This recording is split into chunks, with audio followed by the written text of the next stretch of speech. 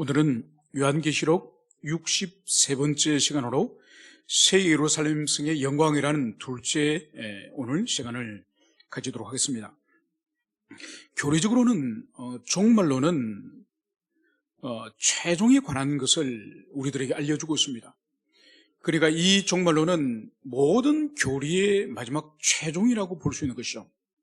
그러니까 실론에서 다룬 하나님의 계획과 하나님의 사역이 어떻게 이 종말론에서 하나님의 사역이 완성되는지를 보여주고, 그리고 인간론에서 다룬 인류의 이 죄가 마지막에 하나님이 어떻게 인류의 죄를 처리하시는지, 그 인간의 죄에 대해서 다루는 것이요.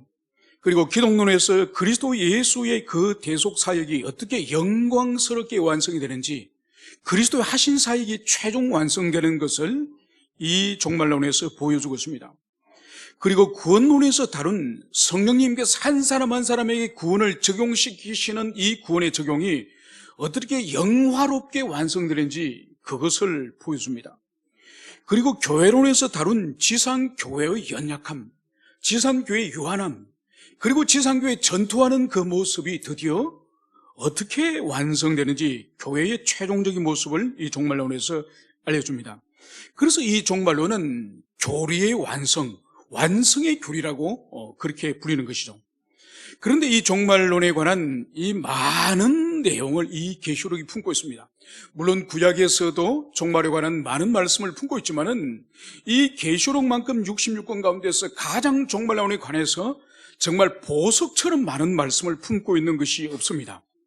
그래서 우리가 이 역사의 이 마지막의 모습, 만물의 마지막의 모습, 그리고 이 세계의 하나님의 이 경륜의 마지막의 모습을 안다는 것은 마치 우리 인생이 몇 살에 어떻게 죽을 것이며 내 인생의 마지막의 모습을 우리가 알고 출발하는 사람과 전혀 모르고 출발하는 사람과의 그 차이인 것처럼 우리 그리스도인에게 이 종말론을 통해서 이 세계의 완성과 교회의 완성과 그리고 악의 최종의 모습을 이 성경을 통해서 우리에게 가르쳐 주시니 얼마나 우리 인생이 그리스도 밖에 있는 인생과 다를 수 있는지 그것을 말씀을 하고 있습니다. 그래서 우리는 지금 이제 계시록의 마지막 절정인 새 예루살렘 성에 관해서 지금 살펴보고 있습니다. 1987년도에 펄시 콜레라고 하는 사람이 내가 본 천국이라는 책을 써냈습니다. 우리 한국에도 그 책이 번역이 돼서 이 내가 본 천국이라는 이 책이 얼마나 베스트셀러가 된지 모릅니다. 여러분들 가운데서 혹시 읽은 분이 계십니까? 이 책은 한국 교회도 거의 엄청난 파문을 불러일으킨 거죠. 그러니까 이 펄시콜레라는 이분이 하나님 나라 천국을 보기를 얼마나 사모했던지 이분이 7년 동안 밤낮으로 이 천국을 보기를 사모하며 기도한 분이에요. 그래서 이분이 5일 동안을 천국을 여행한 이야기를 책으로 쓴 것이 내가 본 천국이에요. 그런데 이런 이야기가 있습니다. 이 사람이 지구를 떠나서 이제 천국을 향해서 날아가는 거예요. 천국과 이 지구의 거리는 약 수조 광년이 걸렸다는 거예요.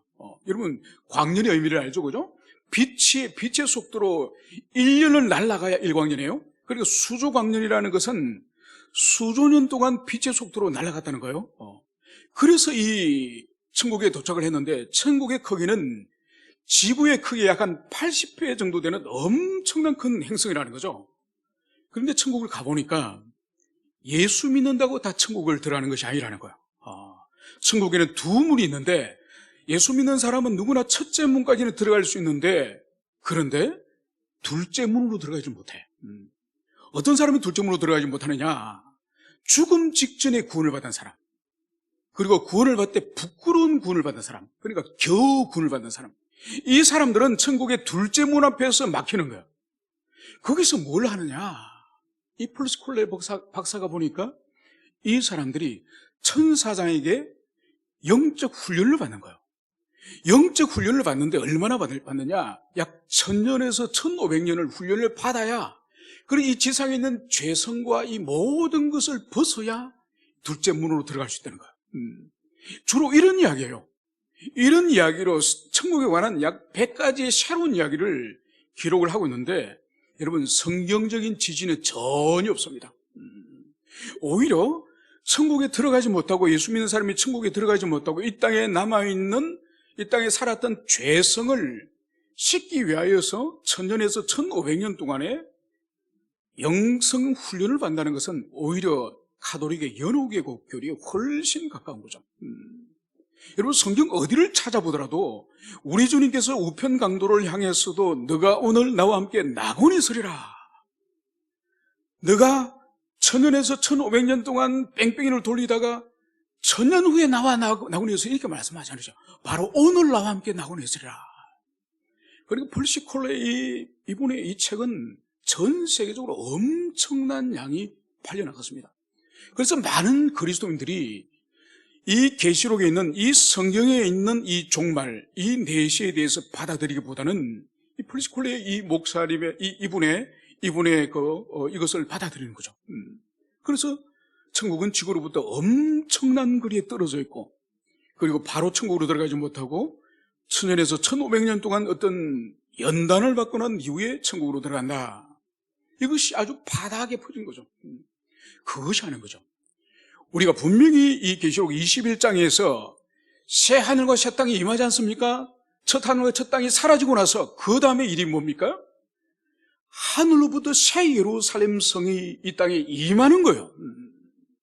그래서 여기서 두 가지가 분명히 우리가 이해될 것이, 우리가 지금 눈으로 보는 이 모든 이 하늘과 땅, 이 세계는 불타서 소멸되어지는 것이 아니고 새 하늘과 새 땅으로 완전히 갱신이 되는 거예요. 완전히 갱신이 되는 것이지, 우리가 우주에 저 멀리 날아가서 저 멀리 천국으로 또 다시 날아가는 공간 이동을 하는 것이 아니에요. 첫 창조의 하늘과 땅이 새 창조와 새 땅으로 완전히 갱신되어지고 변화되어지는 것이고, 그러고 나서 이제 하늘로부터 이제 임하는 이 새 예루살렘 성, 이 새 예루살렘 성이 새 하늘과 새 땅의 중심에 위치하게 되는 거죠.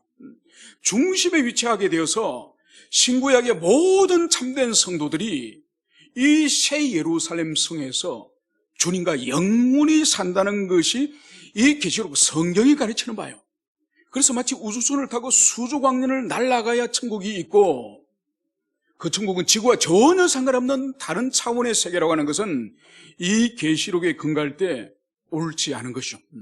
그래서 우리는 천국을 보았다고 말하는 수많은 사람들의 그런 각설을 우리가 관심을 가질 것이 아니라, 이 계시록에서 말씀하고 있는, 하나님이 직접 말씀하시는 이 천국과 이 새 하늘과 새 땅에 대해서 우리가 마음에 새기시기를 축원합니다. 이제 오늘 우리가 살펴볼 것은, 오늘 지난 시간에는 이 새 예루살렘의 구조에 대해서 우리가 살펴봤습니다. 하늘에서 내려온 그 새 예루살렘 성은 높고 큰 성곽을 가지고 있고, 그리고 그 성은 12문을 가지고 있었습니다. 그리고 그 성문에는 바로 구약의 이스라엘 백성 12지파 이름이 기록됐고, 그리고 거대한 그 성곽에는 기초석이 있는데, 그 12기초석에는 우리 주님의 사도들 12사도들의 이름이 기록이 된 거죠.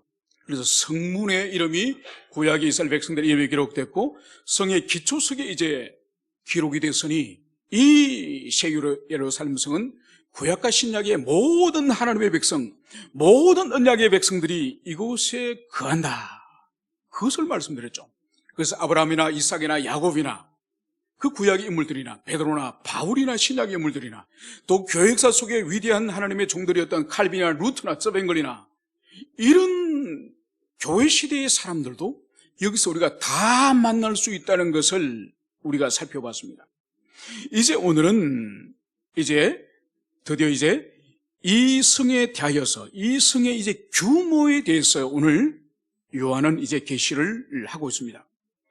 오늘 16절에서는 이렇게 15절에서는 이렇게 말씀을 하고 있습니다. 내게 말하는 자가 그 성과 그 문들과 성곽을 청량하려고 금갈대 자를 가졌더라. 오늘 여기서 내게 말하는 자는 바로 하늘에서 내려오는 새 예루살렘 성을 보여주겠다고 하는 그 천사를 말하는 것이겠죠. 그 천사가 오늘 성과 성문과 성곽을 청량하려고 금갈대 자를 가지고 있는 것을 보았습니다. 여러분, 이 천사는 성과 성문과 이 성각을 이제 측정하려고 재려고 금갈대자를 오늘 가지고 있는 것을 여기서 볼 수 있습니다. 여러분, 천사가 이제 금갈대자를 가지고 있는 이것은 에스겔서의 이미지를 병행하는 그런 구절임을 볼 수 있습니다. 에스겔서 40장과 41장에 가면은 이제 포로에서 돌아온 이스라엘 백성들에게 회복된 성전을 건축하는 장면이 나옵니다. 성전을 건축하는 장면이 나오는데 그 가운데서 이제 천사가 성전의 각 구조물, 방이라든지 내실이라든지 마당이라든지 이 모든 이 성전의 이 구조를 자로 재는 장면이 등장을 합니다. 그때에 이제 청량하는 장대를 가진 자가 온몸이 노쇠로 빛나는 그 사람이 바로 청량하는 장대를 가지고 이제 성전을 재는 장면이 나옵니다. 바로 그 말씀과 오늘 이 말씀이 병행을 이루고 있는 거죠. 그리고 이미 우리가 살펴본 계시록 11장 2절에서 천사가 요한에게 지시를 합니다. 바로 성전과 제단과 그 안에 경배하는 자를 측정하라.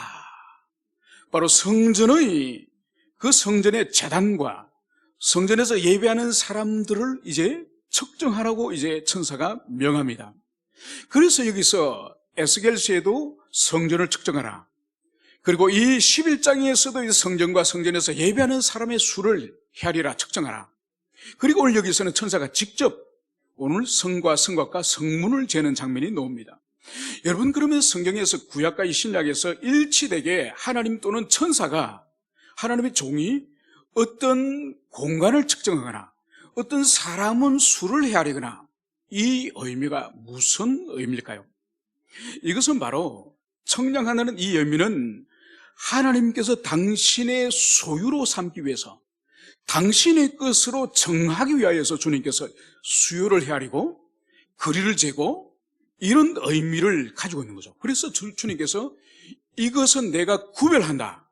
그래서 나의 소유다. 나의 소유이기 때문에 내가 이것을 보호한다. 이런 의미가 있는 것이죠. 그래서 이 새 예루살렘 성은 하나님이 철저히 당신의 소유이며 당신이 보호하며 당신이 구별한 그런 것임을 오늘 천사를 통해서 오늘 이 성을 측정하는 이 장면이 먼저 등장을 하고 있습니다. 그러면서 이제 요한은 이 새 예루살렘 성의 환상을 또 이렇게 이제 기록을 하고 있습니다. 그 성은 네모가 반듯하여 길이와 너비가 같은지라 그 갈대자로 그 성을 청량하니 12,000 스타디온이요 길이와 높이가 같더라. 여러분, 오늘 요한이 이 새 예루살렘 성을 보니 이 모양이 오늘 어떻다고요? 네모가 반듯하다는 거예요. 여러분, 네모가 반듯하다는 거예요. 그래서 이 네모가 반듯하다는 의미를 다시 오늘 부가해서 설명합니다. 길이와 너비와 높이가 똑같다. 여러분, 네모가 반듯하되 길이와 너비와 가로와 세로와 높이가 똑같은 이 네모 반듯한 것을 우리가 어떻게 부릅니까? 정육면체, 정방체라고 그렇게 부르죠, 그죠? 여러분, 그러니까 이 새 예루살렘의 구조가 가로와 세로와 높이가 똑같은 이 거리를 가지고 있는 이 정육면체, 정방형의 모습을 가지고 있는 것이죠. 여러분, 우리가 구약 성경에서 이 정방형의 모양을 한 어떤 장소, 어떤 공간이 있습니다. 여러분이 기억하고 있는 공간이 어딘가요? 바로 하나님의 성전, 하나님의 성막의 이 지성소의 공간이 가로, 세로, 높이가 똑같은 정육면체의 형태를 가지고 있는 것이죠. 여러분, 그래서 이 지성소는 성막을 만들 때나 이 성전을 지을 때에 가장 깊은 곳에 있지 않습니까? 가장 깊은 그곳에는 하나님의 법궤를 모시고 있죠. 그래서 이 지성소는 아무나 아무 때나 들어갈 수 있는 것이 아니죠. 오직 대제사장만이, 그리고 대제사장도 아무나 들어가는 것이 아니라 자신의 죄를 속죄하고 1년에 단 한 번만 이 지성소에 들어갈 수 있는 거죠. 그래서 그 신분이 아무리 대제사장이라 할지라도 자기 죄를 속죄하지 않고 감춰진 더러운 죄가 있으면 어떻게 되죠? 그 지성소 들어가면 죽는 겁니다. 진실한 마음으로 대속죄일에 이 대제사장이 하나님 앞에 진실로 속죄하고 그렇게 이 지성소로 들어가야지 이 사람에게 진실과 진정성이 없는 그런 대제사장이면 그 죄를 온전히 속죄하지 않고 들어가면 사람들은 모르겠죠. 찬란한 세마포 옷을 입고 머리에 금관을 쓰고 그럴듯하게 이제 속죄일에 들어가면 죽임을 당하는 거예요. 그래서 이 속죄소는 대제사장만이, 그리고 온전히 속죄를 이제는 통과하고, 그러고 나서 1년에 한 번 속죄일에 이제 피를 가지고 들어가지 않습니까? 그래서 이 지성소 안에는 하나님의 영광이 찬란한 곳입니다. 그래서 거기에서 지난 1년 동안에 이 언약의 백성들의 모든 죄를 하나님 사유해 주십시오. 그러면서 그 속죄소 위에, 법궤의 그 뚜껑 위에 거기에 가져간 이 짐승의 피를 이제 붓는 거죠. 피를 부음으로 지난 1년 동안에 이스라엘 백성들이 지었던 모든 죄를 이 피로 이 속죄소 뚜껑을 덮어버림으로 죄를 덮는 효과, 속죄 효과를 그곳에서 감당하는 거죠. 그 속에서 이 대제사장은 하나님의 놀라운 그 찬란한 임재를 이 지성소 깊은 곳에 경험을 하는 것입니다. 오늘 새 예루살렘 성이 마치 이 지성소의 가로 세로 높이가 일치하는 이 정방형의 모습이던 것처럼 바로 이 새 예루살렘 성의 이 모습이 가로 세로 높이가 똑같은 이 지성소의 모습을 하고 있다는 것을 볼 수 있는 거죠. 이것은 뭔가 하니까 구약의 지성소가 이제 이 새 예루살렘 성으로 확장되었음을 그것을 보여주는 거예요. 그래서 지성소 안에서 하나님의 찬란한 그 영광을, 그 영광스러운 임재를 대제사장이 경험했던 것처럼 이제는 이 새 예루살렘 전체에, 이 성 전체에 하나님의 영광이 충만한 하나님의 임재를 경험하는 그런 도성이 바로 이 새 예루살렘 성인 것을 보여주는 거죠. 여러분, 그래서 이 새 예루살렘 성에서 이제 거하게 되면은 여기는 어떠한 두려움이나 어떠한 불안이나 어떠한 악한 생각이나 어떠한 시기 질투나 음란이나 어떠한 미움이나 이 모든 어두움의 이 세력들은 이 새 예루살렘 성의 이 충만한 하나님의 임재 가운데서 다 물러가고 다 사라지고 온전히 주님과 교통하며 사귐이 있는 그런 처소가 바로 이 새 예루살렘 성이죠. 그래서 바울이 그토록 사모하지 않았습니까? 그때는 우리가 얼굴과 얼굴을 대면할 것이요. 바로 그곳에서는 하나님과 이제는 대면할 수 있는 영광스러운 그런 처소가 이 새 예루살렘 성인 것을, 그것을 여기서 보여주고 있습니다. 그리고 이제 더 나아가서 이 새 예루살렘 성의 규모를 오늘 이렇게 말씀하고 있습니다. 12,000 스타디온이요. 여러분, 이 새 예루살렘 성의 가로 세로 이 높이의 이 길이가 12,000 스타디온이라고 오늘 기록을 하고 있습니다. 여러분, 스타디온이란 이것은 그리스 시대의 이 길이의 단위예요. 그래서 오늘날로 환산하면 이 한 스타디온은 약 185m 정도 됩니다. 그래서 오늘날 올림픽이나 그 경기할 때 스타디움이라는 단어가 여기 스타디온에서 도래한 것입니다. 여러분, 그렇다고 한다면은 12,000 스타디온을 하는 이 예루살렘 이 성의 이 규모는 오늘날로 환산하면은 약 가로 세로 높이가 2,400km 정도 됩니다. 그러니까 2,400km가 엄청난 거리죠, 그죠? 엄청난 이 규모의 이 예루살렘 성인 것을 여기서 볼 수 있습니다. 그런데 이것은 오늘날 환산을 해서 킬로미터로 환산하니까 2,400이고 성경에서 기록하고 있는 것은 12,000 스타디온이에요.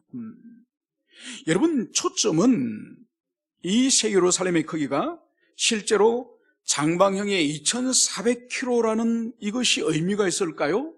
아니면은 12,000 스타디온이라는 여기에 방점이 있을까요? 여러분, 이것은 우리가 이 계시록에서 일관되게 흐르는 것이 이 수의 개념이 어떻게 해석을 해야 된다고 계시록에서 우리가 지금까지 공부했죠? 이것은 물리적이나 문자적으로 해석할 것이 아니라 이 묵시문학의 고도의 상징적인 해석으로 해석해야 된다는 것이죠.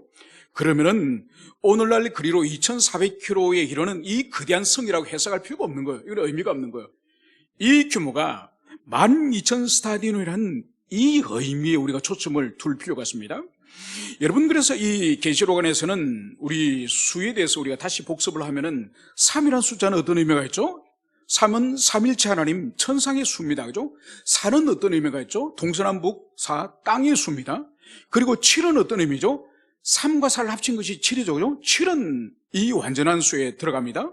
그리고 10은 어떤 의미죠? 10도 하나님의 통치의 완전한 수. 그리고 12는 신구약의 12지파와 12사도들을 상징하는 하나님의 백성들의 수. 24는 12 더하기 12가 24죠. 그죠? 하나님의 백성들의 수입니다. 그리고 1000은 의미가, 어떤 의미가 있죠? 10 곱하기 10 곱하기 10이에요. 이것은 무한한 수, 끝을 헤아릴 수 없는 그런 의미를 가지고 있죠. 그래서 이 새 예루살렘 성의 이 규모가 가로 세로 높이가 12,000스타디오는 이 의미는 바로 어떤 의미가 오니까 하나님의 백성의 수 12 곱하기, 그리고 하나님의 통치의 수 10 곱하기 10 곱하기 10, 10의 3승을 곱한 것이 바로 이 12,000스타디온의 의미인 것이요. 그래서 실제로 이 성의 이 길이와 높이를 2,400km나 천국이 되더라, 이렇게 해석을 하면 안 된다 이거예요. 그래서 이것은 하나님의 백성의 수와 하나님의 통치의 완전한 수를 삼성을 한 그 의미가 이 12,000스타디온의 의미인 거죠.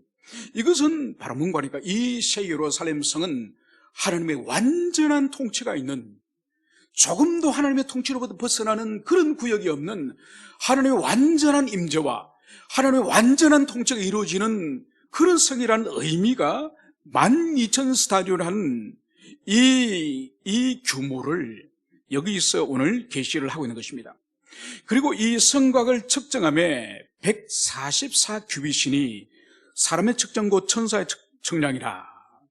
여러분, 이 성곽을 이제 측량을 했더니 144규빗이라는 것입니다.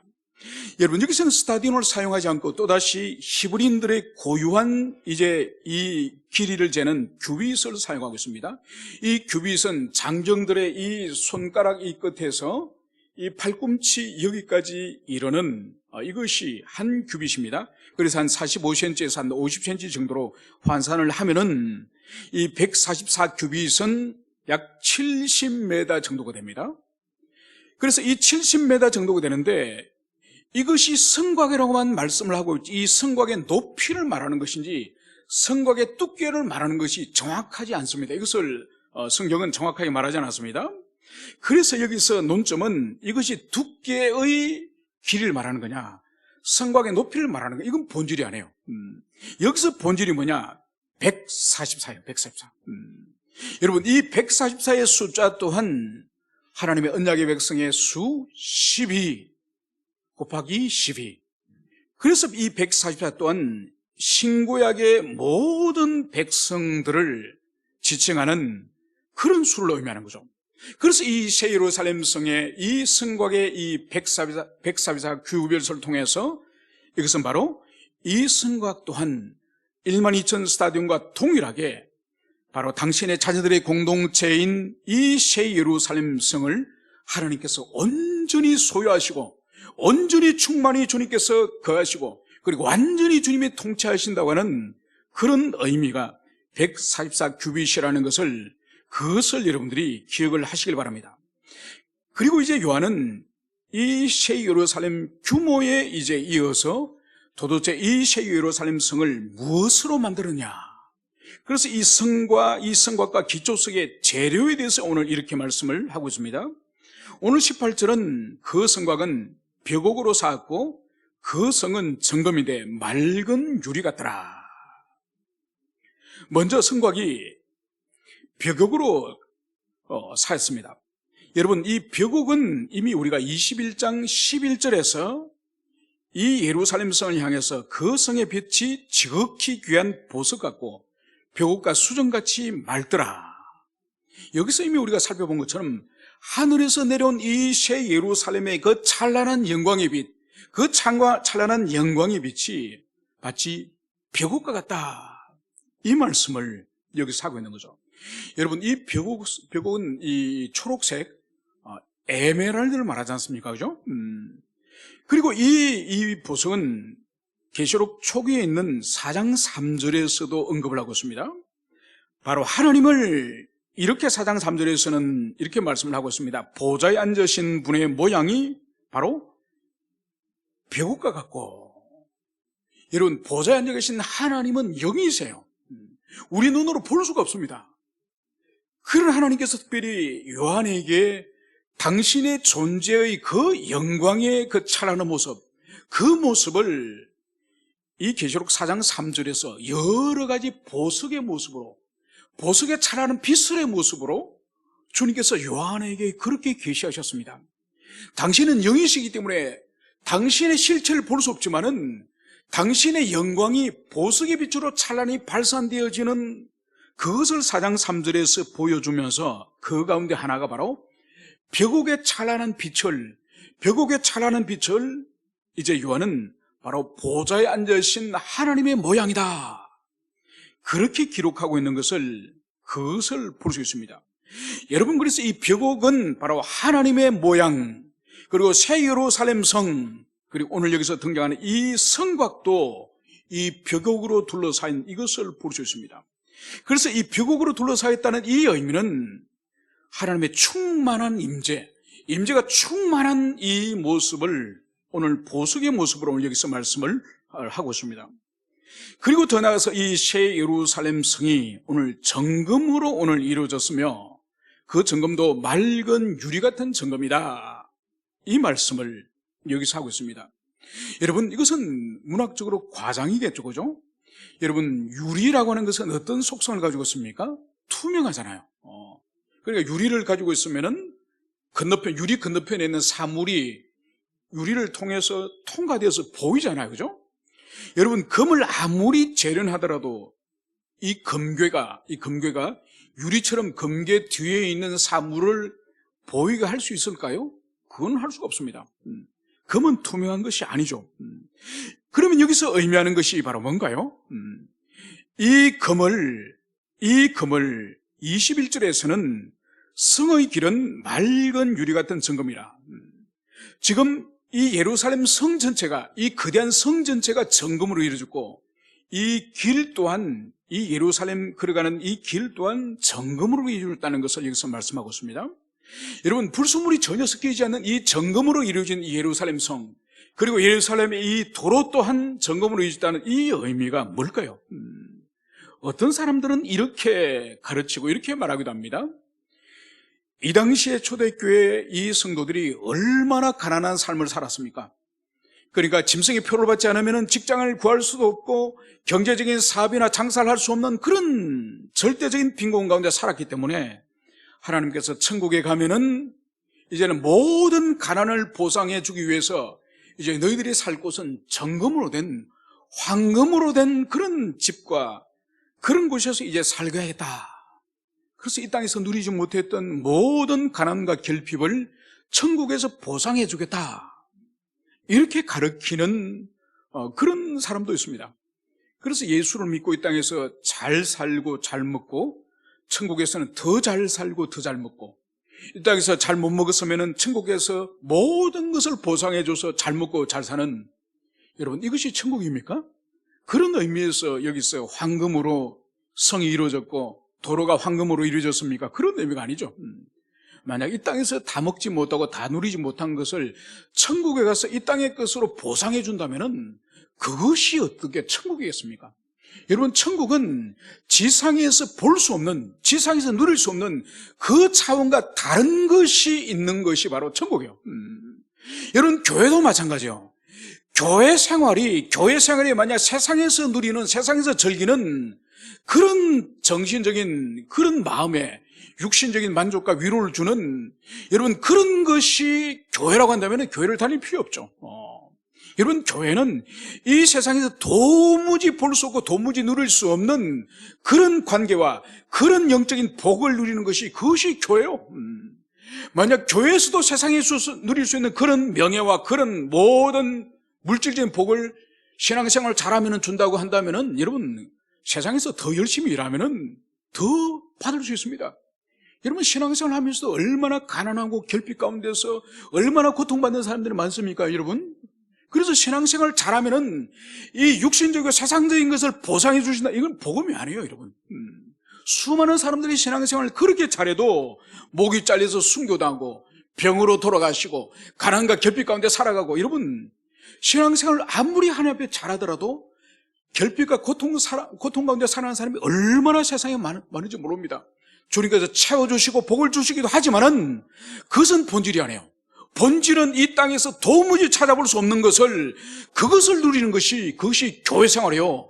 그것이 장차 하나님 나라 들어가서 천국에서 누릴 것임을, 그것을 우리는 기억해야 될 것입니다. 그래서 여기서 정금으로 이제 이 천국과 이 천국의 길이 이루어졌다고 하는 이 의미는 바로 지상에서 결핍된 부족한 것을 천상에서 보상해 준다는 의미가 아니라, 이 정금의 의미는 이 정금이 아주 고결하고 고귀하고 순수한 것처럼 바로 이것은 하나님의 신실한 성품을 말합니다. 그리고 이 정금에 같은 이 집에, 이 길에 다니는 이 사람 또한 이 순결하고 이 신실하고 이 견고한 이 신앙을 가진 사람들만 이 새 예루살렘 성에 갈 수 있다, 그것을 보여주는 거죠.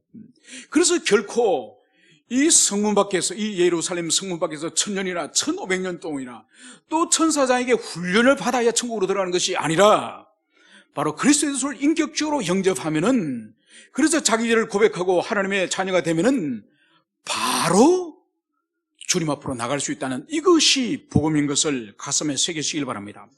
이제 요한은 이 성곽의 12기초석의 재래에 대해서 이제 진술을 하고 있습니다. 이제 19절과 20절에서는 이제 이 12기초석을 재료가 이렇게 오늘 이루어졌음을 말씀합니다. 그 성곽의 기초석은 각색 보석으로 꾸몄는데, 첫째 기초석은 벽옥이요, 둘째는 남보석이요, 셋째는 옥수요, 넷째는 녹보석이요, 다섯째는 홍만호요, 여섯째는 홍보석이요, 일곱째는 황옥이요, 여덟째는 녹옥이요, 아홉째는 담황옥이요, 열째는 비치옥이요, 11째는 청옥이요, 12째는 자조정이라. 여러분, 성곽을 떠받치고 있는 이 기초석이, 12기초석이 각종 보석으로 꾸며진 거예요. 각종 보석으로 여기 꾸며진 것을 볼 수 있습니다. 여러분, 이 12보석을 여러분 성경 속에서 다른 곳에서 여러분 발견한 기억이 없습니까?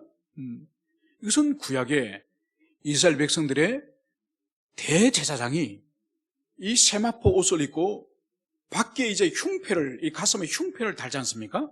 이 흉패에 12보석이 달렸습니다. 이 12보석은 각 보석이 이스라엘 각 지파를 상징하는 보석들이에요. 그래서 이 12보석을, 이 흉패를 가슴에 달고 하나님께 제사를 드리지 않습니까? 오늘 여기서 이 성을 이루고 있는, 떠받들고 있는 이 12기초석이 12보석인 것처럼 이 제사장들의 이 가슴에 있는 이 12보석이 그것과 병행을 이루고 있는 것을 볼 수 있습니다. 여러분, 여기서 우리가 주의될 것은 이 각 개별 보석의 의미가 뭐냐, 그러니까 여기서 벽옥의 의미가 뭐고 홍보석의 의미가 뭐고 녹보석의 의미가 뭐냐, 이것은 별로 중요하지 않습니다. 이것은 중요하지 않고 여기서 이 의미를 우리가 발견해야 되는데, 이 의미가 바로 뭐냐, 12기초석 이 보석이 떠받들고 있는 이 예루살렘 성, 이것이 의미가 하는 것이 뭔고 하니까, 이 성 안에 있는 이 언약의 백성들 한 명 한 명이 이 보석과 같은, 하나님 앞에 보석과 같이 소중한 존재라는 의미가 첫 번째로 여기 있습니다. 여러분, 천국으로 들어가는 사람들 가운데서 우리가 알다시피 우평강도였던 사람, 평생을 약탈하고 살인하고 방어하였던 그 주님 앞에 매달렸던 우평강도 같은 사람은 얼마나 도덕적으로 악한 사람입니까? 아마 그 사람에 대해서 유대인들은 역사 속에서 두고 악인으로 낙인을 찍혔을 거예요. 그 사람도 바로 이 새 예루살렘 성 안에 있습니다. 또 우리가 알다시피 부자의 집 앞에서 그 버린 쓰레기 음식을 주워 먹으면서 온몸에 상처난 것을 개가 와서 핥으면서 고통을 당하다가 그 이름 없는 그 나사로로 불리는 그 노숙자가 그 비참하게 죽지 않았습니까? 온 세상에서 볼 때도 가장 비참한 그 노숙자, 그 나사로가 천국에 있는 거예요. 천국에. 여러분, 그리고 사마리아 우물가 여인 우리가 알지 않습니까? 그 남편이 5이나 있었지만 사실 실제로 사랑한 남편이라기보다는 자신이 쫓겨난 그런 비참한 그런 여인, 그 여인도 바로 이 새 예루살렘 성에 들어가면 있을 것입니다. 그 사마리아 사람들은 다 그 여인을 부정한 여인이라고 조롱하고 손가락질하고, 그래서 그 여인은 그 마을 사람들이 보기 싫어서 한낮에 대낮에 우물에 물기로 오지 않았습니까? 여러분, 이 모든 이 더러운 사람, 이 세상에서 사람들이 상종도 하지 않은 이 사람들이 천국에 있는 거죠. 바로 그 존재들이 한 명 한 명이 우리 하나님 앞에서는 보석과 같은 존재라는 거예요. 보석과 같은 존재. 여러분, 더 나아서 우리도 마찬가지요. 여러분, 이 시대 우리 그리스도 안에 있는 사람들, 세상에 유명하지 않습니다. 세상에 높은 지위가 없습니다. 많은 소유를 가진 부자들이 아닙니다. 여러분, 세상은 우리가 알아주질 않지만은 하나님 보시기에는 여러분 한 분 한 분, 우리 한 사람 한 사람이 보석과 같은 그런 존재라는 것이 바로 이 새 예루살렘을 떠받치고 있는 이 기초석이 12보석이라는 그런 의미를 가지고 있는 거죠. 두 번째로 이 기초석이 12보석이라고 하는 이 의미는 바로 뭔가 하니까, 하나의 한 종류의 보석으로 12이 기초석을 떠받치는 것이 아니라 이 12기초석이 제각기 다른 종류의 보석으로 이루어졌지 않습니까? 여러분, 이것은 뭘 의미하는 거니까, 이것은 바로 이 하나님 나라의 이 구성원들이 다양성을 가지고 있음을 보여주는 거죠. 이것은 이미 우리가 성곽에, 이 떠싸가운 이 성곽에 12문이 있는 것을 우리가 살펴봤습니다. 동서남북에 이 사방에 12개 문이 있어서 각각의 3개의 문씩 이렇게 배치되지 않습니까? 이 의미를 우리가 전에 살펴본 것처럼 온 세상을 향해서 이 12문이 열려 있다는 것은 바로 구약에는 유대인들만, 히브리인들만 하나님의 언약의 백성의 효력을 누렸지만은 이제는 온 지상 사방의 12문을 열어서 모든 지상에 있는 인종들과 민족들이 그리스도 예수를 인격적으로 영접하고 자신의 죄를 주님 앞에 고백할 때에 이제 모든 사람들이 이 예루살렘 성으로 들어올 수 있는 이 천국이 다양한 사람들에 의한 그런 천국임을, 그것을 우리가 살펴봤던 것처럼 오늘 이 12기초석이 12보석으로 이루어졌다는 이 의미 또한 천국이 다양한 사람들에 의한 이 구성일 것을, 그것을 여기서 보여주는 것입니다. 여러분, 이걸 또 적용을 우리가 한다면은 개신교회는 로마 카톨릭과 다른 것 중에 하나가 종교교 교회에 많은 교파들이 있습니다. 그래서 카톨릭에서는 우리 개신교회 별명을 이렇게 부릅니다. 분열교라고 부릅니다. 분열. 그리고 우리 개신교를 조롱을 하면서, 아니 우리 카톨릭은 로마를 중심으로 해서 하나의 교회인데, 아니 어떻게 너희 개신교회는 장로교, 침노교, 성결교, 감리교, 그리고 하나님의 성회, 어떻게 그렇게 분열하냐? 그래서 너희들은 분열하기 때문에 그것이 진리가 아닌 것이 확실하다.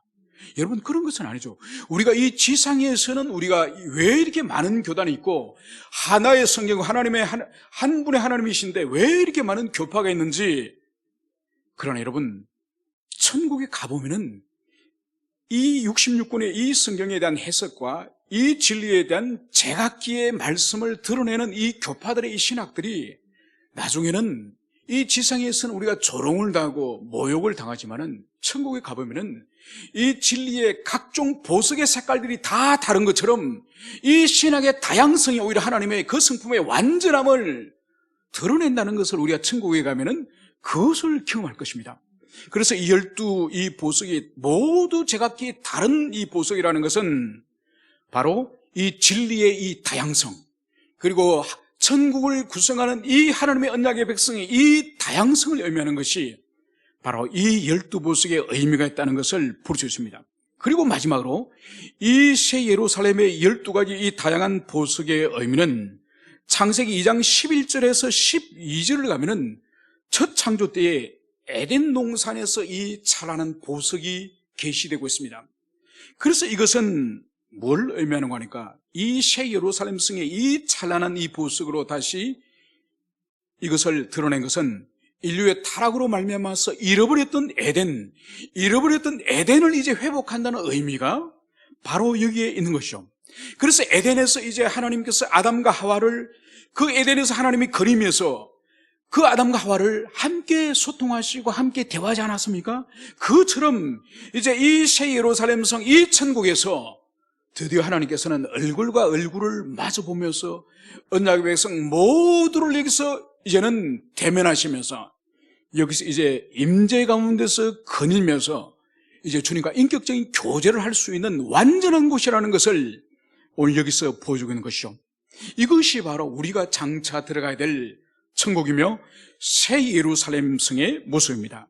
이것을 우리가 가슴에 깊이 이해하고 또 우리가 사모하고 그리고 우리가 주님의 나라 들어가기를 간절히 원하고 그리고 이곳에서 더 이상 하나님과 단절이 없는 완전한 소통 가운데서 하나님과 사귐이 있는 모든 여러분 되시기를 축원합니다. 함께 기도하시겠습니다.